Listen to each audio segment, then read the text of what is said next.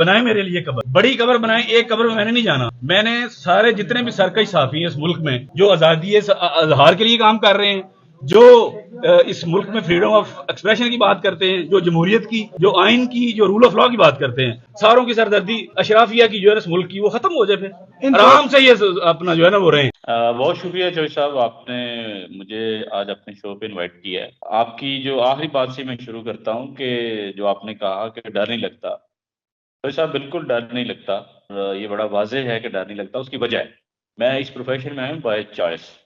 मैंने बाकायदा इसकी पहले तालीम हासिल की थी। सारे चैलेंजेस मेरे जहन में थे कि क्या क्या जो है वो हमें फेस करना पड़ सकता है, और यही वजह है क्योंकि वो सारे जो डाले में थे वो सिविल कपड़ों में थे, और मुझे नहीं पता था कि वो एफआईए वाले हैं या कौन है। अल्लाह का बड़ा करम रहा और सारी कम्युनिटी जो है वो मेरे साथ आके खड़ी हो गई, और इतनी मैसिव और अनप्रेसिडेंटेड सपोर्ट मुझे आई जो शायद 75 साल की तारीख में जो है वो नहीं मिलती ऐसी मिसाल। अस्सलाम नाजरीन, मेरे साथ इस वक्त मौजूद हैं बॉल टीवी के रिपोर्टर हैं। आप सब इनको जानते हैं। पिछले दिनों आपने इनके बारे में सुना होगा कि किस तरह एफआईए ने इनके घर में घुस के इनको वहां से उठाया और फिर जोर जबरदस्ती की। इनका कसूर सिर्फ इतना था कि इन्होंने सहाफती तकाजे पूरे किए, एक ऐसी खबर दी जिसके साथ तमाम सबूत मौजूद थे, एथिकली जर्नलिज्म के पूरे लवाजमात पूरे किए, लेकिन उसके बावजूद वो खबर एक ऐसी शख्सियत के खिलाफ थी कि जो किसी को हजम ना हुई, और इनको घर से ऐसे उठाया गया कि जैसे किसी दहशतगर्द को उठाया जाता है। और मुझे शाहिद असलम साहब का एक जगह इंटरव्यू देते हुए वो बात नहीं भूलती। इन्होंने कहा कि ये जो लोग मुझे उठाने आए थे उसमें जितने भी चेहरे थे वो उनके जानने वाले थे, बल्कि 12-12 साल की उनके साथ इनकी रकाबत थी। लेकिन उस वक्त उन्होंने माथे पे आंखें रख ली और इनको ऐसे ड्रैग किया इनके घर से कि जैसे किसी दहशतगर्द को लेके जा रहे हैं। शाहिद असलम साहब, अस्सलाम वालेकुम, क्या हाल है आपका? जी जोई साहब, बहुत शुक्रिया। वालेकुम सलाम। आप ठीक हैं? मैं ठीक हूँ। जी शाहिद असलम साहब, मैंने आज आपको तकलीफ इसलिए दी है कि चूंकि मैं भी एक सहाफ़ी हूँ। मैंने 86 में जर्नलिज्म पढ़ना शुरू किया, फिर मैंने प्रिंट मीडिया स्टार्ट कर लिया, फिर करते करते मैं अब यहाँ यूके में हूँ और आप वहाँ पे हैं। लेकिन जो सहाफ़त हम करते थे वो सहाफ़त उस वक़्त इतनी मुश्किल नहीं थी। जो सहाफ़त आज आप कर रहे हैं और जिस मुल्क में बैठ के कर रहे हैं और जितने खतरात हैं, जिस तरह इमरान रियाज साहब के साथ कल रात को हुआ, उससे पहले आपसे हुआ, तो आपको डर नहीं लगता? बहुत शुक्रिया जोई साहब, आपने मुझे आज अपने शो पे इनवाइट किया है। तो आपकी जो आखिरी बात से मैं शुरू करता हूँ कि जो आपने कहा कि डर नहीं लगता, जोई साहब बिल्कुल डर नहीं लगता। और ये बड़ा वाज़ेह है कि डर नहीं लगता। उसकी वजह है, मैं इस प्रोफेशन में आया हूँ बाय चॉइस। मैंने बाकायदा इसकी पहले तालीम हासिल की थी ग्रेजुएशन में भी, उसके बाद मैंने मास्टर्स किया पंजाब यूनिवर्सिटी से मास कम्युनिकेशन में, और उसके बाद जो मैंने द न्यूज़ इंटरनेशनल ज्वाइन किया लाहौर से। फिर मैं उनकी इस्लामाबाद की टीम का इन्वेस्टिगेशन का भी हिस्सा रहा। 2018 तक मैं द न्यूज़ इन्वेस्टिगेशन के साथ रहा, द न्यूज़ इंटरनेशनल के साथ, और उसके बाद फिर मैं दुनिया टीवी में भी कुछ अर्सा मुझे काम करने का मौका मिला। और उसके बाद फिर मैंने AP, the times of London, voice media UK और बीबीसी के लिए गुज़िश्ता 3 साल से जो है वो मैं लिख रहा हूँ रेगुलरली। तो ये तो एक शॉर्ट सी जर्नी थी उस हवाले से अपने करियर को लेके। तो इन सारे सालों में मुझे कभी भी डर नहीं लगा, क्योंकि मैं जब इस फील्ड में आया तो from the day one I was I mean really clear about के क्या चैलेंजेस हैं या हो सकते हैं, स्पेशली कंट्री लाइक पाकिस्तान, जहाँ पे अदारे जो हैं वो बड़े कमज़ोर हैं, जहाँ पे रूल ऑफ लॉ के बड़े मसाइल हैं, जहाँ पे अदलिया के हवाले से जो है वो काफ़ी खदशात हैं उनकी इंडिपेंडेंस को लेके, और जहाँ पे अकाउंटेबिलिटी का जो मैकेनिज्म है वो भी बड़ा वीक है और वेग भी है। तो ये सारी चीज़ें ज़हन में ज़ाहिर होती हैं, और इस सोसाइटी में क्योंकि हम रह रहे हैं, तो ये सारे चैलेंजेस मेरे ज़हन में थे कि क्या-क्या जो है वो हमें फेस करना पड़ सकता है। और यही वजह है कि जब एफआईए ने इस तरीके से मुझे 13 जनवरी को घर से उठाया, दहशतगर्दों की तरह 20-25 लोग दरवाज़ा तोड़ के जैसे घुसे हैं घर में, और मुझे वो ड्रैग करते हुए उन्होंने वीगो डाले में डाला और इस्लामाबाद ले गए। तो देखिए, जब उन्होंने मुझे डाले में डाला तो मुझे तो उस वक़्त आइडिया नहीं था ज़ाहिर है मेरी मंज़िल क्या है, क्या किसी सेफ हाउस में जाएँगे या कहीं और जाएँगे, क्योंकि वो सारे जो डाले में थे वो सिविल कपड़ों में थे, और मुझे नहीं पता था कि वो एफआईए वाले हैं या कौन है। लेकिन अल्लाह ने बड़ी हिम्मत दी, अल्लाह का बड़ा करम रहा, और आप जैसे दोस्त हैं, और यहाँ पाकिस्तान में जो कम्युनिटी है क्रॉस मीडिया डिवाइड, उसमें बिल्कुल ये तफरीक भी खत्म हो गई मेरे केस में, जो सबसे बड़ी खुशी की बात थी मेरे लिए कि मेरे केस में ये तफरीक खत्म हो गई कि मैं जो सहाफ़ी पकड़ा गया है, जिसको FIA ने इस तरह से उठा के लाई है, वो क्या प्रिंट से है, इलेक्ट्रॉनिक से है, या वो बोल्ड टीवी से है, या किस अदारे के लिए काम करता है, वो अंग्रेजी जर्नलिज्म का है या उर्दू जर्नलिज्म का है। ये सारी डिवाइड, ये सारी बातें खत्म हो गई, और सारी कम्युनिटी जो है वो मेरे साथ आके खड़ी हो गई, और इतनी मैसिव और अनप्रेसिडेंटेड सपोर्ट मुझे आई, जो शायद 75 साल की तारीख में जो है वो नहीं मिलती ऐसी मिसाल। शाहिद साहब, ये बड़ी अच्छी बात है। आपने एक जुमला बोला, मैं बीच में इंटरप्ट आपको कर रहा हूँ, सॉरी। आपने कहा कि यहाँ पे इदारे बड़े कमजोर हैं। आपके इस लफ्ज से मुझे ये पता लग गया कि आप वाकई नहीं डरते, क्योंकि यहाँ पे जो लोग ये कहते हैं कि अदारे बड़े मजबूत हैं और बड़े स्ट्रॉन्ग हैं, और वो बंदे को डराते हैं। तो जब किसी इदारे को आप स्ट्रॉन्ग उस तरह समझ ही नहीं रहे, कमजोर समझ रहे हैं, तो फिर आप डरेंगे क्यों? आप बिल्कुल सही कह रहे हैं। देखें, आप ज़ाहिर यूके में रहते हैं, आप वहाँ के निज़ाम को बेहतर समझते हैं। मैं ज़ाहिर यूके तो नहीं उस तरह से जा सका। मेरा एक ट्रांजिट ज़रूर था हिथरो एयरपोर्ट से। मैं अमेरिका ज़रूर को 1.5 महीना एक फेलोशिप पे होके आया हूँ। लेकिन मुझे अंदाज़ा है यूरोपियन ममालिक का और अमेरिका और वेस्ट का कि किस तरीके से वहाँ पे जो अदारे जो हैं वो स्ट्रेंथन हैं, वहाँ का जो पार्लियामेंट्री सिस्टम है या पार्लियामेंट है वहाँ, वो कितनी मजबूत है। अदलिया का एक बहुत बड़ा एक इंडिपेंडेंट रोल है वहाँ पे, लोगों के जो फंडामेंटल राइट है उनको सेफ गार्ड करने को लेके। लेकिन यहाँ पे अलमिया ये है कि यहाँ पे जमहूरियत जो है वो कभी भी उस तरीके से परवान ही नहीं चढ़ सकी। हर 5-10 साल बाद यहाँ पे मिलिट्री रूल जो है वो आता रहा है पाकिस्तान की तारीख में, और आधे से ज्यादा जो डायरेक्ट रूल जो है वो पाकिस्तान में मिलिट्री ने किया है, विच वॉज वेरी अनफॉर्चुनेट, जिसकी वजह से जो है बार बार रुकावट आती रही है। जो डेमोक्रेटिक ऑर्डर है वो कंप्लीटली इन प्लेस हो ही नहीं सका, क्योंकि जब तक डेमोक्रेटिक ऑर्डर जो है वो, डेमोक्रेटिक ऑर्डर का मतलब ये कतन नहीं है कि सिर्फ पार्लियामेंट जो है वो फंक्शन करे। जब भी एक डेमोक्रेटिक ऑर्डर जो है कंट्री में फंक्शन कर रहा होता है, तो इसका मतलब होता है कि जो भी उस डेमोक्रेटिक ऑर्डर में जो अदारे हैं, जिसमें अदलिया है, जिसमें पार्लियामेंट है, जिसमें आपकी इंतजामिया है, जिसमें आपके अकाउंटेबिलिटी के डिपार्टमेंट हैं, ये सारे जो है वो मिल के जो है वो काम कर रहे होते हैं, तब जाके एक पूरा एक डेमोक्रेटिक ऑर्डर जो है वो बनता है, वो एक पूरा सर्कल जो है वो बनता है। तो फिर जाके एक फंक्शनिंग डेमोक्रेसी जो है वो आती है, जो हमें वेस्ट में, अमेरिका में या यूरोप के दीगर मुल्क में नजर आती है। यहाँ पे एक और सवाल मैं आपसे करता चलूं कि आपने कहा कि यहाँ पर जो है वो फौज का निज़ाम ज्यादा रहा है, जिसकी वजह से मसाइल और प्रॉब्लम है।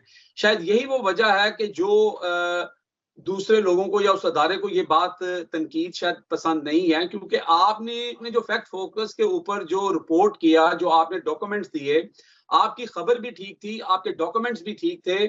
अगर आपको चैलेंज करना चाहिए था तो वो आपको कोर्ट में चैलेंज करते, आपको कोर्ट में लेके जाते, जो लॉ इस मुल्क का आइन है उसके मुताबिक आपके खिलाफ कार्रवाई करते अगर आपने गलत बयानी की थी या झूठ बोला था। जब आपकी खबर ठीक है, आपके डॉक्यूमेंट ठीक है, लेकिन एक जर्नल के खिलाफ आपने उनके असासे जो है वो सामने बता दिए।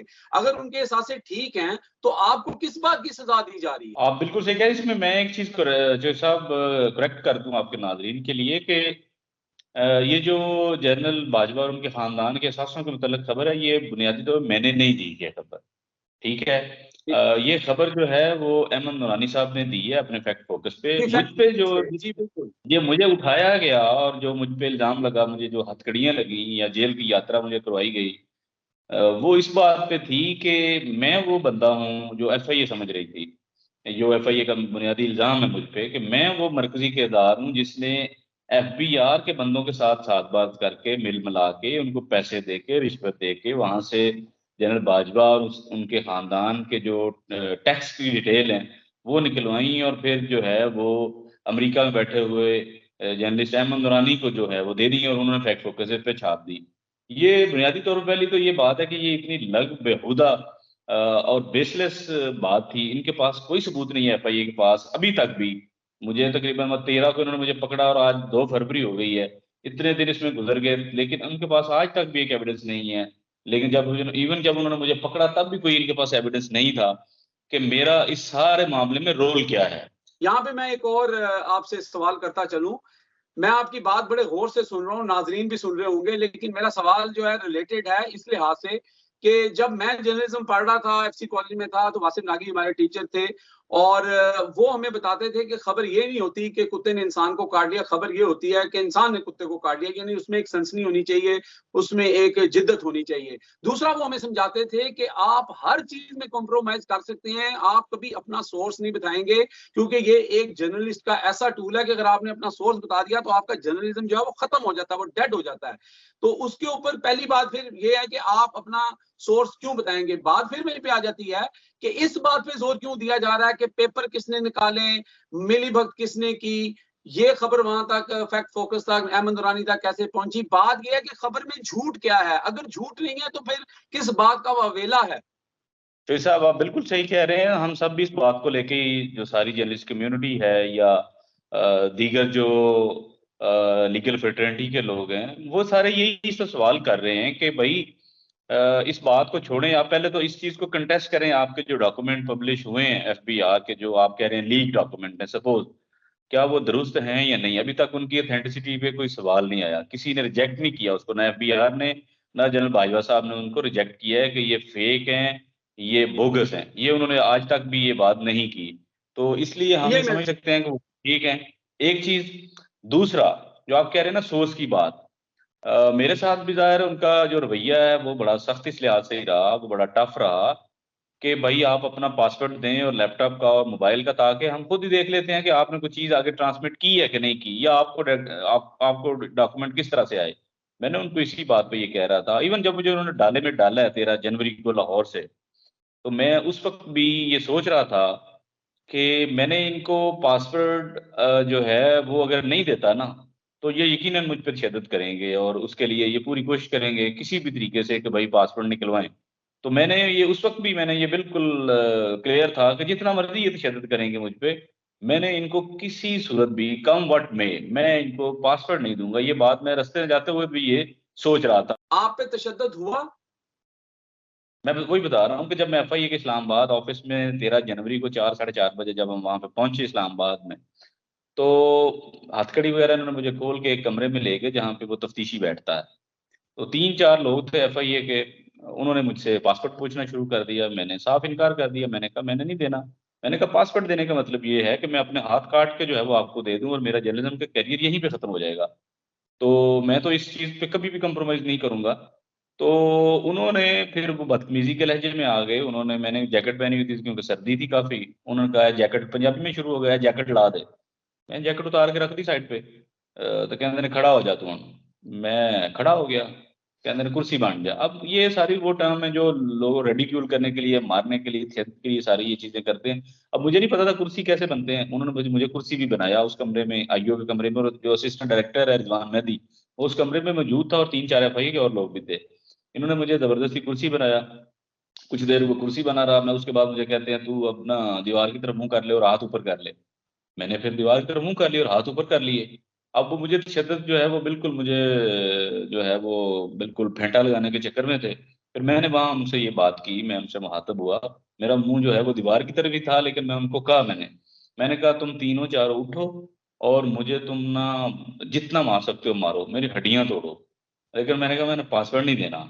और दूसरा मैंने उनको कहा कि एक और बात मेरी याद रखना, अगर तुमने मुझे हाथ भी लगाया, मैंने यहाँ भी शोर मचाना है, मैंने कल अदालत में जाके भी शोर मचाना है, आते जाते मैंने हर बंदे के साथ शोर मचाना है, और मैं आप लोगों का खशर कर दूंगा अगर आप लोगों ने, किसी ने भी मुझे टच भी किया तो।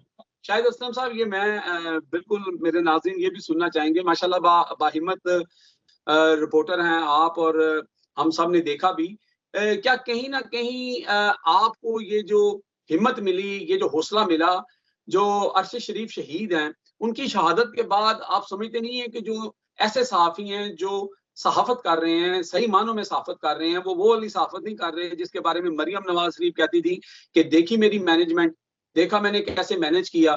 तो अगर आप सहाफ़त कर रहे हैं तो आपको अरशद शरीफ की शहादत के बाद जो है वो एनर्जी, वो ताकत मिली है। देखें, ये जो आपने बात की अरशद शरीफ शहीद भाई की, यकीनन ये इतना बड़ा सानहा है हमारी सहाफ़ी बरादरी के लिए कि जिसको लफ्ज़ों में बयान नहीं किया जा सकता। उनकी देखें सहाफत पे एतराज़ात बहुत से लोगों के थे, हो सकते हैं, होंगे या थे भी, लेकिन बात ये है कि किसी भी जर्नलिस्ट को इस तरह की सजा जो है वो, मैं तो इसको यही कहूंगा कि ये सजा दी गई उनको जर्नलिज्म करने की, ये नाकाबिले कबूल है। एक बंदे किस तरीके से यहाँ से जान बचाता अपनी एक गैर मुल्क में चला गया, और दियारे गैर में भी उस बंदे का पीछा करके कितनी बेदर्दी से उसको कत्ल किया गया, शहीद किया गया। बल्कि हम ये कह सकते हैं कि उनके साथ जुल्म किया गया, इंतहाई जुल्म किया गया। जुल्म मैं कहता हूँ, जुल्म के ये इस तरह के अल्फाज बड़े बहुत कम है जो जो उस शख्स के साथ किया गया है, नाखून उतारे गए, जो तशद्दुद हुआ वो बयान से बाहर है। और हमारी सारी कम्युनिटी जो है वो अभी तक भी उस सख्ते में है, और हम उनकी जर्नलिज्म को और उनके पास को लेके बिल्कुल भी कोई डिस्कशन नहीं कर रहे। उसकी वजह ये है कि वो बहुत, उनकी जो शहादत है ना, वो सब चीजों को बिल्कुल उसने पीछे छोड़ दिया है, क्योंकि ये इतना बड़ा जुल्म, इतना बड़ा जबर, किसी इंसान पे इस तरीके से उसको एलिमिनेट करना, ये लम्हा फिक्री है हम सबके लिए, और हम सकते में उस वक्त से, क्योंकि ये कोई तरीका नहीं है। अगर आपको किसी की बात से, किसी की जर्नलिज्म से, किसी के मामला से एतराज है तो आप बातचीत करें, आप कन्विंस हो जाएं या कन्विंस कर लें किसी को। जब उनकी जाहिर है डेड बॉडी पाकिस्तान लाई गई, तब से लेके आज तक सहाफ़ी कम्युनिटी सरापा एहतजाज है, पाकिस्तान की तमाम सहाफ़ी बरादरी सरापा एहतजाज है, और हम सुप्रीम कोर्ट में भी गए हैं, हर जगह पे रोना पीटना हो रहा है कि भाई उस बंदे को इंसाफ दो, उसके कातिलों को पकड़ो। स्टेट की ये जिम्मेदारी है कि गैर मुल्क में कितना बड़ा सहाफ़ी जो है वो शहीद इतनी बेदर्दी से किया गया है, सुराग लगाएं ना आप पे इस रियासत का, इस अवाम का, टैक्सों का अरबों रुपया आप पे खर्च होता है अदारों पे, चाहे वो हमारे सलामती के इदारे हैं या बाकी तफ्तीशी इदारे हैं, तो ढूंढे ना भाई उनके कातिलों को, उनको सामने लाएं और उनको सजा दें। और सुप्रीम कोर्ट ने इसका सो मोटो तो लिया हुआ है और इस पर प्रोसीडिंग चल भी रही है, और मैं हमें होप तो करनी चाहिए कि अल्लाह करे उसमें कोई इंसाफ हो, लेकिन उम्मीद बहुत कम है। और आखिरी चले बात कि जो आप कह रहे थे अल्लाह ताकत मिली है कि नहीं, तो साहब ताकत जी मिली है।